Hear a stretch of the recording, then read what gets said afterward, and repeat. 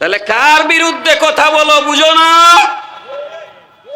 যখন এই জমিনে সেজদা দেওয়ার জায়গা ছিল না, যখন এখানে কুরবানি করা যেত না, যখন এখানে আকিকা করা যেত না, তখন শাহজালাল এই জমিনে এসে নামাজ পড়ার ব্যবস্থা করেছেন।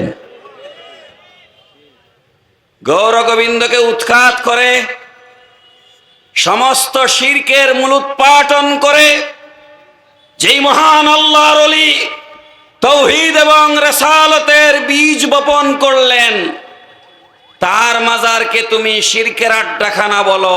তোমার মতো নিমক হারাম আল্লাহর আসমানের নিচে জমিনের উপরে দ্বিতীয় আর একটাও নাই।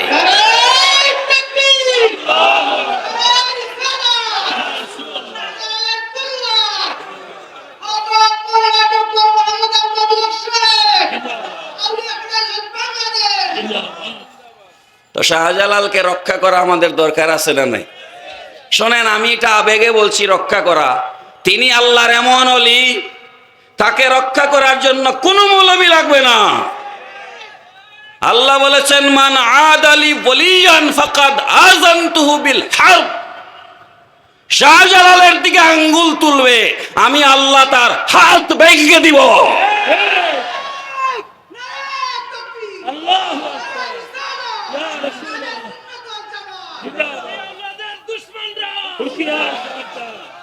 শাহজালালের হেফাজতের দায়িত্ব কার? আল্লাহ বলেছেন, আল্লাহ যারা আমার ওলিদের সাথে শত্রুতা করবে, আমি আল্লাহ তার বিরুদ্ধে জিহাদ ঘোষণা করে দেই। সুতরাং আল্লাহ যদি কারো বিরুদ্ধে জিহাদ ঘোষণা করেন, আর বাঁচবার কোনো উপায় আছে? আর বাঁচবার কোনো উপায়? সুতরাং ভাইয়ারা আমার, প্রিয় ভাইয়ারা আমার, আল্লাহর ওলিদের সাথে শত্রুতা করে নিজের ধ্বংস বরবাদি ডেকে শাহজালালের জীবন আদর্শ মানুষের সামনে তুলে ধরেন। শাহজালাল বিশ্ববিদ্যালয়ের অ্যানথ্রোপোলজি ডিপার্টমেন্ট, বাংলায় বলেন নৃবিজ্ঞান, অ্যানথ্রোপোলজি বিভাগে একজন আমেরিকান প্রফেসর এসেছিলেন। তিনি এখানে একটা গবেষণা কাজ করেছেন এবং বাংলাদেশে তিনি 6 মাস অবস্থান করেছেন। কয় মাস? 6 মাস। তিনি যখন রিপোর্ট লিখছেন, রিপোর্ট, প্রতিবেদন, তার সফরের রিপোর্ট, তিনি তার রিপোর্টের নাম লিখেছেন in the country of Hazrat Shahjalal. In the country of Hazrat Shahjalal. তাকে জিজ্ঞেস করা হলো, এটা আপনি কেন লিখলেন? ইন দ্য কান্ট্রি অফ হযরত শাহজালালের বাংলা কি? শাহজালালের দেশে। তিনি বাংলাদেশের সফরের রিপোর্টের শিরোনাম দিয়েছেন শাহজালালের দেশে। সুবহানাল্লাহ। তো তাকে প্রশ্ন করা হলো, প্রফেসর আপনি শাহজালালের দেশে কেন লিখলেন?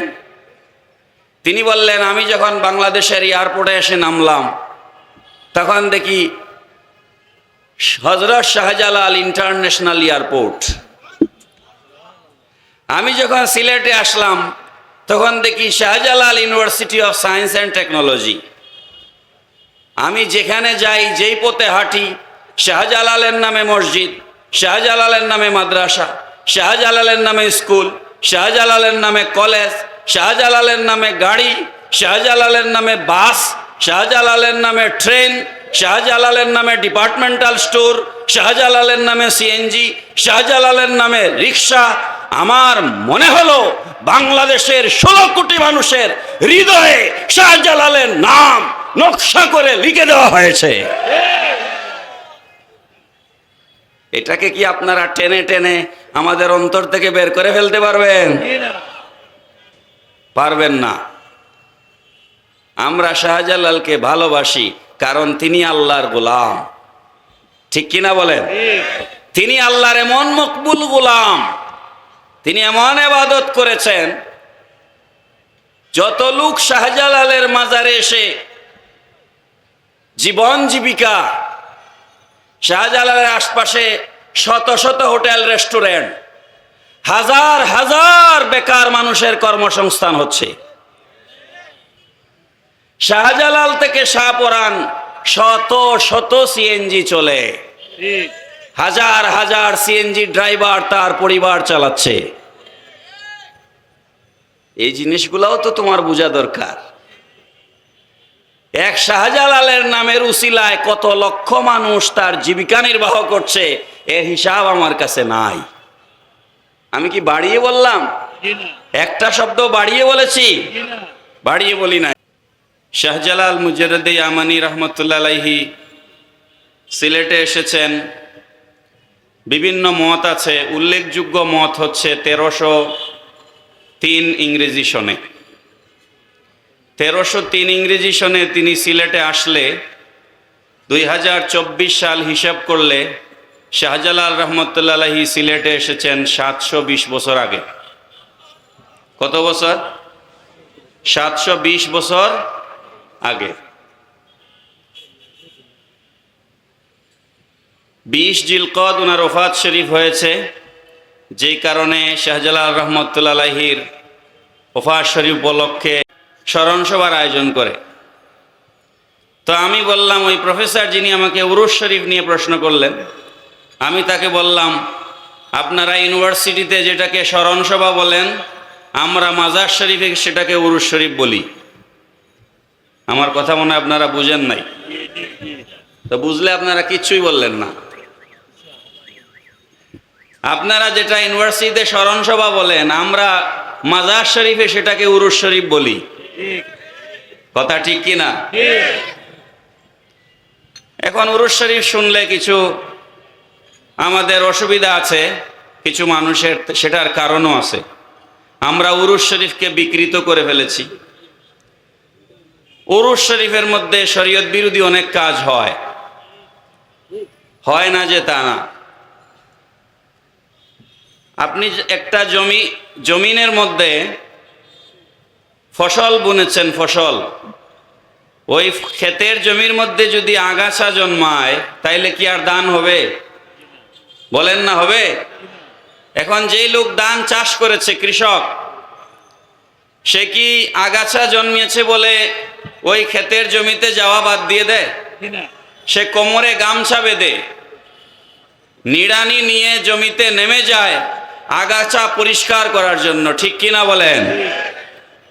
তো মাজার কেন্দ্রিক যদি কোনো ধরনের অসঙ্গতি থাকে, কোনো ধরনের অনইসলামিক কার্যক্রম থাকে, উলামায়ে কেরামের দায়িত্ব হচ্ছে, আহলে সুন্নাত ওয়াল জামাতের আকীদার আলেমদের দায়িত্ব হচ্ছে, এবং আউলিয়ায়ে কেরামের ভক্ত অনুসারীদের দায়িত্ব হচ্ছে ঘরে বসে না থেকে কোমরে গামছা বেঁধে নিড়ানি নিয়ে ময়দানে নেমে গিয়ে মাজার আমার জমিন, এই জমিনকে পরিষ্কার রাখার দায়িত্ব আমার। নাকি বুঝেন নাই কথা? কেন এটাকে রক্ষা করতে হবে? শাহজালালের মাজার না থাকলে কি হবে? জিনিসটা কি বলবো? শুনতে চান? আমার কিন্তু মৌলানা মুফতি নেসার সাহেবের মতো, মুফতি বেলাল সাহেবের মতো এত সুন্দর কণ্ঠ আমার নাই, কিন্তু কথা শুনতে রাজি আছেন? আমি সারা পৃথিবী আপনাদেরকে বুঝাতে পারবো না, আমার আয়ত্তের ভিতরে যতটুকুন আছে ততটুকুন বুঝাবার চেষ্টা করছি। এই উপমহাদেশে, পাক ভারত উপমহাদেশ, আপনারা জানেন প্রায় 200 বছর ব্রিটিশরা আমাদেরকে শাসন করেছে এই উপমহাদেশ। তখন ভারত, পাকিস্তান, বাংলাদেশ মিলে একটা রাষ্ট্র ছিল। 47 সালে দেশ ভাগ হয়েছে, তারপরে বাংলাদেশ স্বাধীন হয়েছে 71-এ। যখন ভারতীয় উপমহাদেশ ব্রিটিশরা শাসন করছিল, তখন প্যারালালি এই উপমহাদেশে 2টা মাদ্রাসা প্রতিষ্ঠা হয়েছিল। একটা মাদ্রাসা ছিল বর্তমানে যেটা ঢাকা আলিয়া মাদ্রাসা, এটা ছিল তৎকালীন কলকাতা আলিয়া মাদ্রাসা। সেই কলকাতা আলিয়া মাদ্রাসা প্রতিষ্ঠা হয়েছে 1780 ইংরেজিতে। 1780।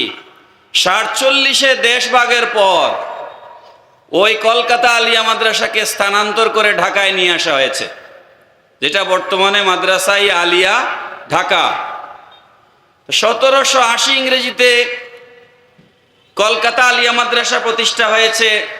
তখন ব্রিটিশ সরকারের গভর্নর ছিলেন লর্ড ওয়ারেন হেস্টিংস। সেই ওয়ারেন হেস্টিংসের আমলে কলকাতা আলিয়া মাদ্রাসা প্রতিষ্ঠা হয়েছে। কত ইংরেজিতে বলেন তো? মনোযোগ নাই। আমি কিন্তু ক্লাসে ছাত্র পড়াই, আজকেও 3 ঘন্টা ক্লাস নিছি ইউনিভার্সিটিতে। 1780 বলেন, মনে রাখতে হবে। এগুলা মনে কেন রাখতে হবে একটু পরে বুঝবেন। 1780 ইংরেজিতে কলকাতা আলিয়া মাদ্রাসা প্রতিষ্ঠা হয়েছে। এখন কত সন চলছে? 2024। 2024 থেকে 1780 বাদ দিলে, বিয়োগ করলে এই ঢাকা আলিয়া মাদ্রাসার বয়স হচ্ছে 244 বছর। কত বছর? 244 বছর। মনে থাকবে তো? কত বছর? আমরা যেই মাদ্রাসার মাঠে বসেছি, এই মাদ্রাসার নাম সিলেট সরকারি আলিয়া মাদ্রাসা, ঠিক নেই? এই মাদ্রাসা প্রতিষ্ঠা হয়েছে 1913 ইংরেজিতে। কত? আমি এই মাদ্রাসার ছাত্র, এখান থেকে আমি কামিল করেছি। আমার ডান পাশে আজকের সদরে জলসা যিনি, শাইখুল হাদিস আল্লামা আব্দুল মুসাব্বির মদ্দাজিলুল আলী, উনি আমার সরাসরি উস্তাদ। ওনার কাছে আমরা কামিলে হাদিস শরীফ পড়েছি, উনি আমাদেরকে মুসলিম শরীফ পড়াতেন। তো 1913 ইংরেজিতে সিলেট সরকারি আলিয়া মাদ্রাসা প্রতিষ্ঠা হয়েছে। এখন কত সন? 2024। বিয়োগ করেন 2024 থেকে 1913। এই সিলেট সরকারি আলিয়া মাদ্রাসার বয়স হচ্ছে 111 বছর। কত বছর? 111 বছর। আমি যদি কোনো ভুল স্ট্যাটিস্টিক দেই আমাকে ধরবেন, আমরা ভুল সংশোধন করতে চাই, ঠিক কি না? ব্রিটিশ ভারতে আরেকটা মাদ্রাসা প্রতিষ্ঠা হয়েছিল, সেই মাদ্রাসার নাম হচ্ছে দারুল উলুম দেওবন্দ। সেই মাদ্রাসার নাম কি? দারুল উলুম দেওবন্দ। এই মাদ্রাসা প্রতিষ্ঠা হয়েছিল 1866 ইংরেজিতে। কত ইংরেজি? আমি মুখস্থ করাচ্ছি আপনাদেরকে, আমি এখানে তামসার জন্য বসি নাই। 1866 ইংরেজিতে দারুল উলুম দেওবন্দ মাদ্রাসা প্রতিষ্ঠা হয়েছে। 2024 থেকে 1866 বাদ দিলে দেওবন্দ মাদ্রাসার বর্তমান বয়স হচ্ছে 157 বছর। কত বছর? 157 বছর। তাহলে কলকাতা আলিয়া মাদ্রাসার বয়স 244 বছর। 244। দেওবন্দ মাদ্রাসার বয়স 157। সিলেট সরকারি আলিয়া মাদ্রাসার বয়স 111 বছর। ঠিক আছে? আরো 2-1টা উদাহরণ দিয়া মূল কথা বলবো। আমাদের সিলেটের পুরাতন যে সমস্ত মাদ্রাসা, এর মধ্যে একটা মাদ্রাসা হচ্ছে দারুল হাদিস কানাইঘাট। দারুল হাদিস কানাইঘাট, এই মাদ্রাসা প্রতিষ্ঠা হয়েছে 1893 ইংরেজিতে। 1893 ইংরেজিতে। এই হিসাবে দারুল হাদিস কানাইঘাট মাদ্রাসার বয়স হচ্ছে 130 বছর। কত বছর? 130 বছর। আমাদের মাঝে আরেকটা পুরাতন মাদ্রাসা আছে, হেমু মাদ্রাসা জৈন্তা। এই মাদ্রাসা প্রতিষ্ঠা হয়েছে 1879 ইংরেজিতে। 1879। এই হিসাবে হেমু মাদ্রাসার বয়স হচ্ছে 144 বছর। কত বছর? 144 বছর। আমাদের মাঝে আরেকটা পুরাতন মাদ্রাসা আছে, রেঙ্গা মাদ্রাসা। এই রেঙ্গা মাদ্রাসা প্রতিষ্ঠা হয়েছে 1919 ইংরেজিতে। এই হিসাবে রেঙ্গা মাদ্রাসার বয়স হচ্ছে 105 বছর। কত বছর? 105 বছর। আমাদের মাঝে আরেকটা পুরান মাদ্রাসা আছে, গহরপুর মাদ্রাসা। কি মাদ্রাসা? গহরপুর মাদ্রাসা। গহরপুর মাদ্রাসার প্রতিষ্ঠা হচ্ছে 1961 ইংরেজি। এই হিসাবে 1957 ইংরেজি। এই হিসেবে গহরপুর মাদ্রাসার বয়স হচ্ছে 66 বছর, 66 ইয়ার্স। আর শাহজালাল রহমতুল্লাহির মাজার শরীফের পাশে যে মাদ্রাসা আছে, দরগা মাদ্রাসা নামে পরিচিত সিলেটে, ঠিক নেই? দরগা মাদ্রাসা, এই মাদ্রাসা প্রতিষ্ঠা হয়েছে 1961 ইংরেজিতে। কি ঠিক নেই? কত ইংরেজি? 1961 ইংরেজি। তাহলে দরগা মাদ্রাসার বয়স হচ্ছে 62 বছর। কত বছর? আমার এতক্ষণের বক্তব্য বুঝলে এবার আপনারা উত্তর দিবেন। শাহজালাল এসেছেন কত বছর? 720 বছর। বলেন কত বছর? 720 বছর। কলকাতা আলিয়া মাদ্রাসার বয়স 244, ঠিক আছে নি? 244। দেওবন্দ মাদ্রাসার বয়স 157। সিলেট সরকারি আলিয়া মাদ্রাসার বয়স 111। এখন আপনারা আমার কথা বুঝলে বলেন, মাদ্রাসা আগে না শাহজালাল আগে? কত আগে? লগি বইটা দিয়েও নাগাল পাওয়া যাবে? লগি বইটা দিয়েও নাগাল পাওয়া যাবে? ও মুসলমান, যখন এই জমিনে কোনো মাদ্রাসা ছিল না, যখন এই জমিনে সেজদা দেওয়ার জন্য কোনো জায়গা ছিল না, তখন শাহজালাল মুজাররদে ইয়ামানি এই জমিনে এসে খানকা তৈরি করে সেজদার জায়গা তৈরি করেছেন।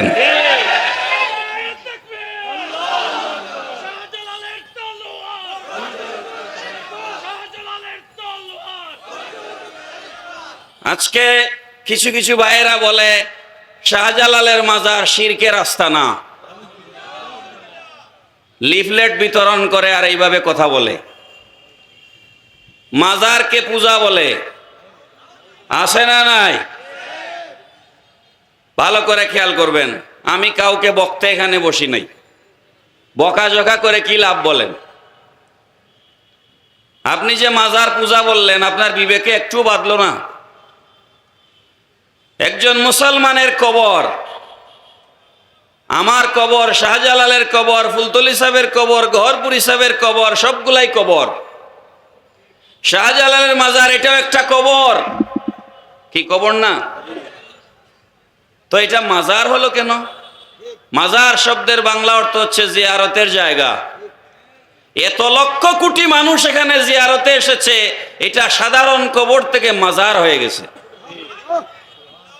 বুঝেন নাই আমার কথা? আপনারা শবে বরাত আসলে হুজুরদেরকে 500 টাকা, 1000 টাকা, 2000 টাকা হাদিয়া দিয়ে নিয়ে মা বাবার কবর জিয়ারত করান না? আর মানুষ নিজের পকেটের টাকা খরচ করে সারা বছর টাকা জমায়া বৈশাখ মাসে ধান কেটে ধান বিক্রি করে গাড়ি রিজার্ভ করে করে শাহজালালের মাজার জিয়ারত করতে আসে। যারা আসে তাদেরকে কি শাহজালাল 50 টাকা হাদিয়া দিয়ে গেছেন? যে মৌলবী, তুমি মাঝে মাঝে গিয়ে আমার কবর জিয়ারত করিও, এই নাও 50 টাকা, এরকম কি শাহজালাল কাউকে হাদিয়া দিয়ে গেছেন? তাহলে আপনারা আসেন কেন? এই মহব্বত কে তৈরি করে দিল? এই যে মুফতি বেলাল সাহেব আমার আগে বলেছেন, শাহজালাল যে সত্যিকার আল্লাহর ওলি, শাহজালাল যে আল্লাহর মকবুল বান্দা, তার প্রমাণ হচ্ছে লক্ষ কোটি মানুষ পাগল হয়ে সমস্ত বাধা উপেক্ষা করে তার মাজার জিয়ারত করতে আসে। তিনি যদি আল্লাহর ওলি হতেন না, কেউ আসতো না। কত কবর পড়ে আছে, টাকা দিয়া জিয়ারত করায় মানুষ, ঠিক কিনা বলেন? আর এখানে উল্টা পকেটের টাকা খরচ করে আসে না? কি আমার কি কথায় বিরক্ত হচ্ছেন আপনারা? কিন্তু আমি একলা এত কথা বললে তো চলবে না, আমার কথা শেষ করতে হবে। আমার পাশে আমার উস্তাদ বসা, ভয় লাগে কথা বলতে, এবং উনি শাইখুল হাদিস। সাধারণ গুরুস্থানের কবরস্থানের কিছু আদব আছে না ভাই? মানিক পীরের মাজার টিলা, হাজার হাজার গুরুস্থান আছে, বাউন্ডারি করে রাখা হয়েছে কবরের সম্মান রক্ষার জন্য। ঠিক কিনা বলেন? আমরা লক্ষ লক্ষ টাকা খরচ করে আমাদের এলাকার গুরুস্থানগুলোকে আমরা বাউন্ডারি ওয়াল করে আমরা রক্ষণাবেক্ষণ করি, করি না? করি। আল্লাহর হাবিব সাল্লাল্লাহু তাআলা আলাইহি ওয়াসাল্লাম বলেছেন, লা তাজলিসু আলাল কুবুর, তোমরা কবরের উপরে বসবে না। ওয়ালা তুসাল্লু ইলাইহা, তোমরা কবরস্থানের উপরে কিংবা কবরকে সামনে রেখে নামাজ পড়বে না।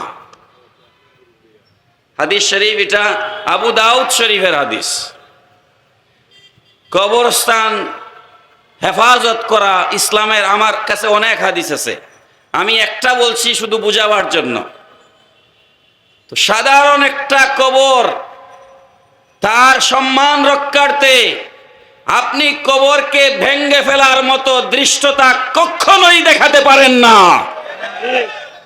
যদি ওই কবরকে কেন্দ্র করে কোন ধরনের অন-ইসলামিক কার্যকলাপ পরিচালিত হয়, সেটা দূর করার দায়িত্ব সকল মুসলমানের। কবর ভেঙ্গে দেওয়া আমাদের দায়িত্ব। আমি কি বুঝাতে পেরেছি আপনাদেরকে? প্যার হাজিরিন, শাহজালাল রহমতুল্লাহ আলাইহি 720 বছর আগে এখানে এসেছেন। দরগা মসজিদ চিনি না এরকম কেউ আসি?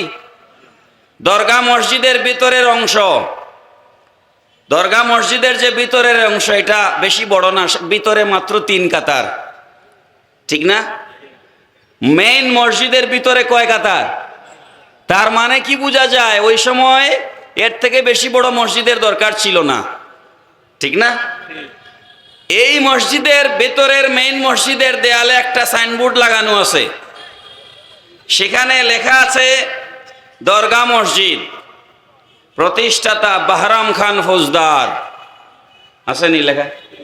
প্রতিষ্ঠাতা বাহরাম খান ফৌজদার। সাইনবোর্ড এখনো আছে, এই মাহফিল শেষে গিয়ে দেখে নিতে পারবেন। বাহরাম খান ফৌজদার। এই মসজিদ প্রতিষ্ঠা হয়েছে 1744 ইংরেজিতে। কত ইংরেজি?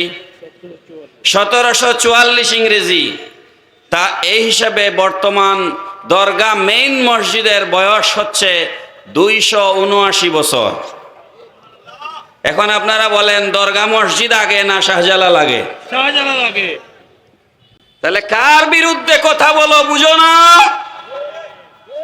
যখন এই জমিনে সেজদা দেওয়ার জায়গা ছিল না, যখন এখানে কুরবানি করা যেত না, যখন এখানে আকিকা করা যেত না, তখন শাহজালাল এই জমিনে এসে নামাজ পড়ার ব্যবস্থা করেছেন। গৌর গোবিন্দকে উৎখাত করে, সমস্ত শিরকের মূলোৎপাটন করে, যেই মহান আল্লাহর ওলি তাওহীদ এবং রিসালাতের বীজ বপন করলেন, তার মাজারকে তুমি শিরকের আড্ডাখানা বলো। তোমার মতো নিমক হারাম আল্লাহর আসমানের নিচে জমিনের উপরে দ্বিতীয় আর একটাও নাই।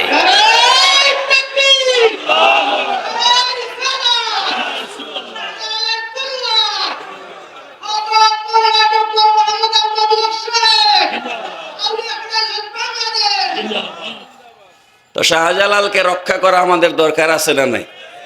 শোনেন, আমি এটা আবেগে বলছি, রক্ষা করা। তিনি আল্লাহর এমন ওলি, তাকে রক্ষা করার জন্য কোনো মৌলবি লাগবে না। আল্লাহ বলেছেন, মান আদালি ওয়ালিয়ান ফাকাদ আযানতুহু বিল হারব। শাহজালালের দিকে আঙ্গুল তুলবে, আমি আল্লাহ তার হাত ভেঙে দিব।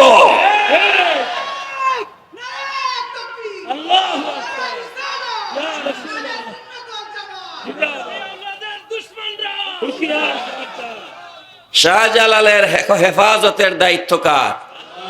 আল্লাহ বলেছেন, আল্লাহ যারা আমার ওলিদের সাথে শত্রুতা করবে, আমি আল্লাহ তার বিরুদ্ধে জিহাদ ঘোষণা করে দেই। সুতরাং আল্লাহ যদি কারো বিরুদ্ধে জিহাদ ঘোষণা করেন, আর বাঁচবার কোনো উপায় আছে? আর বাঁচবার কোনো উপায়? সুতরাং ভাইয়ারা আমার, প্রিয় ভাইয়ারা আমার, আল্লাহর ওলিদের সাথে শত্রুতা করে নিজের ধ্বংস বরবাদি ডেকে আনবেন না।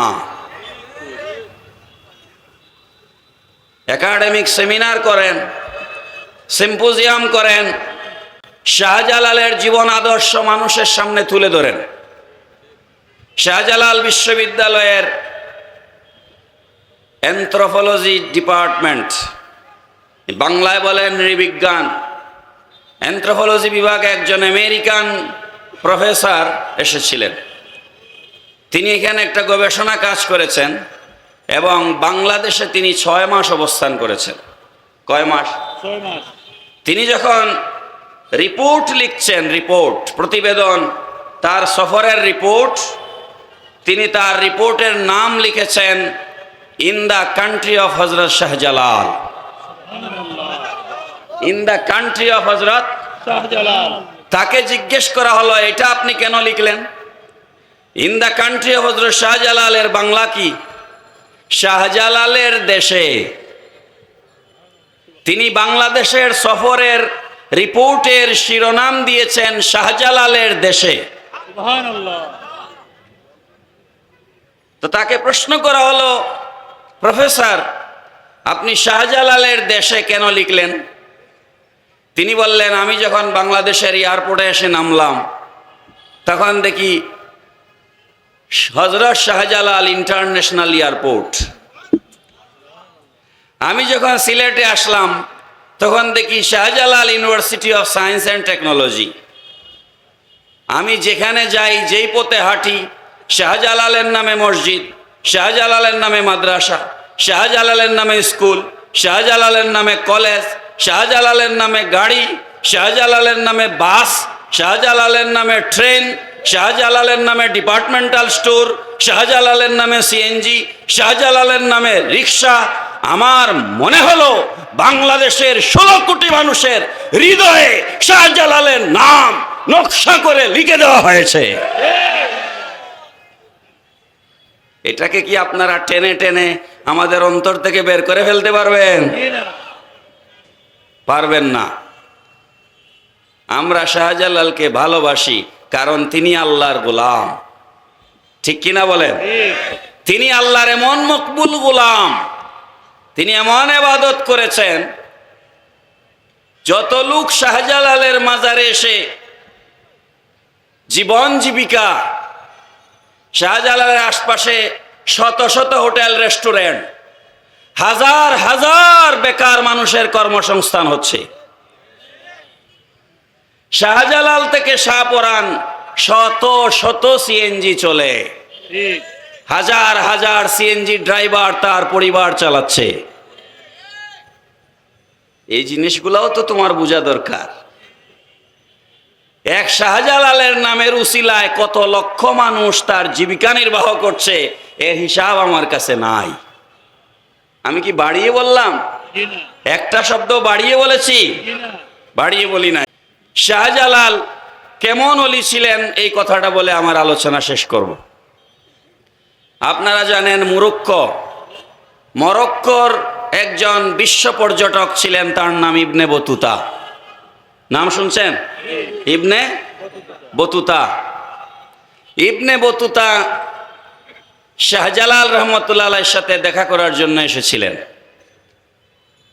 শাহজালাল রহমতুল্লাহ আলাইহির সাথে সাক্ষাৎ করতে ইবনে বতুতা এসেছিলেন।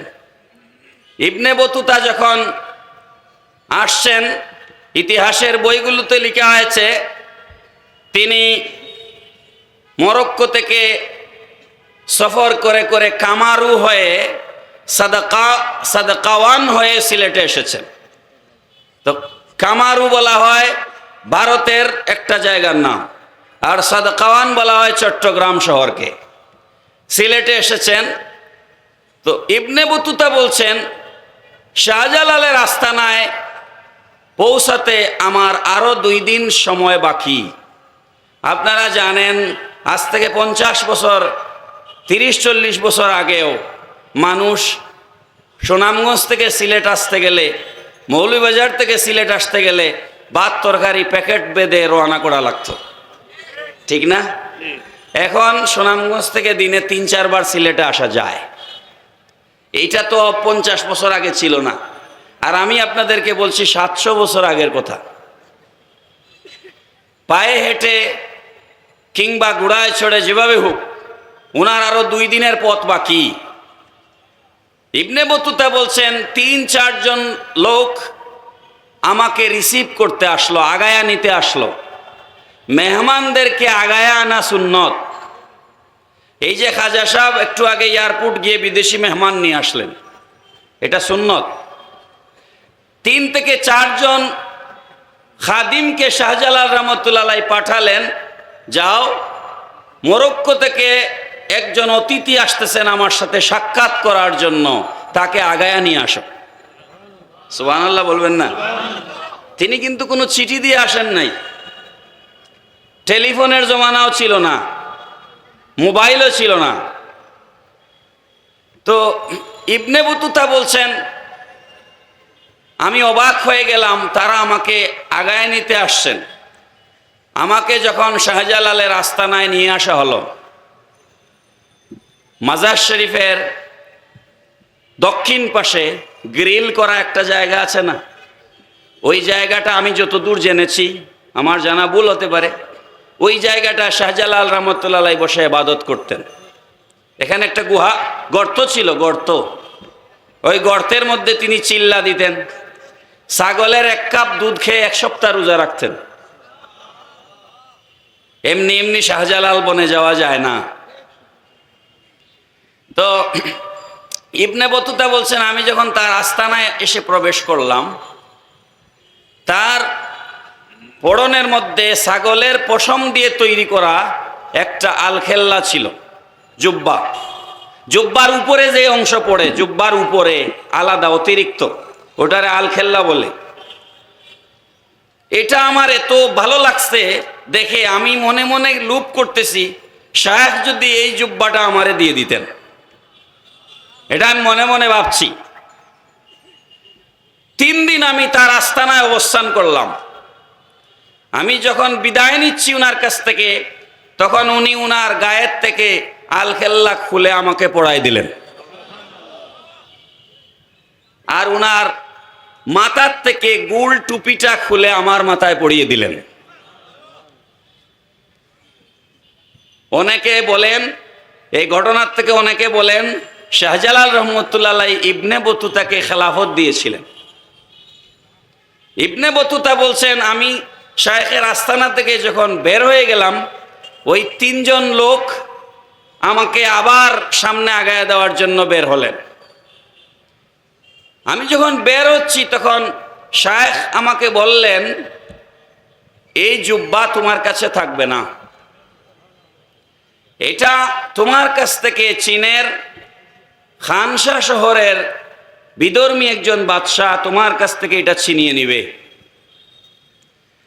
আর তার কাছ থেকে ওইটা পিকিং শহরে আমার বন্ধু বুরহানুদ্দিন বসবাস করে, ওই বাদশার মাধ্যমে এই আলখেল্লা আমার বন্ধুর কাছে যাবে।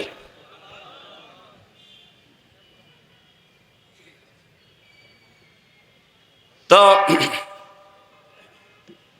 ইবনে বতুতা বলছেন মনে মনে আমি এটা দিলে না, আমি এটা কাউরে দিব নাকি, আমি এটা কাউরে দিব না। তো 3 জন আমাকে আবার আগায় দিলেন, আমি চলে গেলাম। বহুদিন পর আমি চীনের খানসা শহরে ঘোরাঘুরি করছিলাম, আমার গায়ে ওই জুব্বাটা ছিল। হঠাৎ করে বাদশার দরবারের একজন উজির এসে আমার বগলের নিচে হাত ঢুকাইছে, ঢুকায় আমাকে গল্প করে করে টেনে টেনে বাদশার দরবারে নিয়ে গেছে। বাদশার দরবারে বসছি, বাদশাহ বিভিন্ন দেশের রাজা বাদশাদের তথ্য আমার কাছ থেকে নিচ্ছেন, আর আমার জুব্বার দিকে খালি তাকায়। তখন আমার শায়েখ, সিলেটের শায়েখের কথা মনে পড়ে গেছে। তখন আমি যখন উঠে আসব, তখন ওই বাদশাহ বলছেন ইবনে বতুতা গায়ের আলখেল্লাটা খুলে দেন। এখন বাদশার অর্ডার, আমি কি করব? খুলে দিলাম, বিনিময়ে আমাকে 10টা গুড়া, একটা উট, কিছু কাপড় চোপড় আর নগদ অনেকগুলো টাকা বাদশা আমাকে উপহার দিল। আমার মন ভীষণ খারাপ হয়ে গেল, কিন্তু শাহজালালের কথা স্মরণ হওয়াতে আবার আমি মন বলে ঠিক আছে, এটা তো শাহ বলছিলেন আমাকে। এর বছর খানেক পরে আমি পিকিং শহরে, ওই শহরের বুজুর্গ শেখ বুরহানুদ্দিন, সিলেটের বুরহানুদ্দিন না, বুরহানুদ্দিন রহমতুল্লাহ আলাইহির প্রাসাদে, দরবারে, খানকায়, আস্তানায় গেলাম দেখা করার জন্য। আমি ওখানে গিয়ে দেখি শাহজালাল যে জুব্বা আমাকে দিয়েছিলেন আর আমার কাছ থেকে যে জুব্বাটা বাদশাহ ছিনিয়ে নিয়েছিল, ওই জুব্বাটা পড়ে বুরহানুদ্দিন বসে কিতাব পড়তেছেন। সুবহানাল্লাহ। এখন আমি তার কাছে গেলাম, গিয়ে ওই জুব্বাটা হাত দিয়ে এরকম দেখতেছি যে ওইটা ওই জুব্বাই কিনা। তো বুরহানুদ্দিন এমন জানেন তো আর গুতাগুতি করেন কেন? সুবহানাল্লাহ বলেন না। তখন শেখ বুরহানুদ্দিন তার বাক্সের ভিতর থেকে একটা চিঠি বের করলেন, বের করে বললেন, দেখেন এই চিঠি আমার বন্ধু শাহজালাল রহমতুল্লাহ আলাইহি আমার কাছে পাঠিয়েছেন, পড়েন আপনি এই চিঠি। এই চিঠির মধ্যে লেখা আছে আপনার জন্য একটা উপহার পাঠাইছি, সেই উপহার পাঠানোর আমার আর কোনো বিকল্প পথ নাই, এই জন্য ইবনে বতুতার কাছে দিছি, তার কাছ থেকে ওই বাদশার কাছে যাবে আর বাদশাহটাকে আপনাকে হাদিয়া দিবে। ইবনে বতুতা বলছেন, শাইখের দিব্য দৃষ্টি, শাহজালালের এই কেরামত আমার হৃদয়ে নাড়া দিল। সুবহানাল্লাহ বলবেন না? সুবহানাল্লাহ। এটা কত মারাত্মক ঘটনা, আমার হৃদয়ে নাড়া দিল। তখন বুরহানুদ্দিন বললেন, আপনি এই ঘটনা শুনে অবাক হচ্ছেন, আমার বন্ধু তার থেকেও আরো বহু পরে। আমার বন্ধু প্রতিদিন ফজরের নামাজ মক্কা শরীফ গিয়ে পড়েন। আমার বন্ধু প্রতি বছর হজের সময় নিরুদ্দেশ হয়ে যায়, তাকে দেশে খুঁজে পাওয়া যায় না, মক্কা শরীফ পাওয়া যায়। ইনি হচ্ছেন শাহজালাল। তিনি কে? আমাদের হৃদয়ে লিখা আছে না নাই? বলেন আছে না নাই? সুতরাং আমার প্রিয় ভাইরা, কারো সাথে আমাদের শত্রুতা নাই, আদাওয়াতি নাই, দুশ্মনী নাই।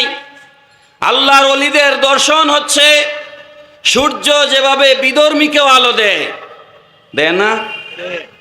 আপনি যদি বঙ্গোপসাগরে পানি আনতে যান কলস নিয়ে, হিন্দু মহিলা গেলে কি সাগর দূরে চলে যাবে নাকি যে না তোমাকে পানি দিব না? না, আল্লাহর ওলিরা এরকম। আল্লাহর ওলিদের দর্শন হিন্দুদের জন্য, বৌদ্ধদের জন্য, খ্রিস্টানদের জন্য। এই জন্য আমি আজমির শরীফ যতবার গেছি ততবার দেখেছি হাজার হাজার হিন্দুরা আজমির শরীফ আসে। এখন কেন হিন্দুরা আসে এটা আমারে প্রশ্ন করে তো লাভ নাই, এটা তাকে প্রশ্ন করতে হবে, ঠিক কিনা বলেন? কথা এখানে রাখলাম, লম্বা হয়ে গেছে, মাফ চাচ্ছি, কারণ আরো অনেক উলামায়ে কেরাম আছেন। আউলিয়া ফেডারেশন এই কারণেই গঠন করা হয়েছে। এই আউলিয়া ফেডারেশনের মাধ্যমে দেশের দিক দিগন্তে 64টি জেলায় মুসলমান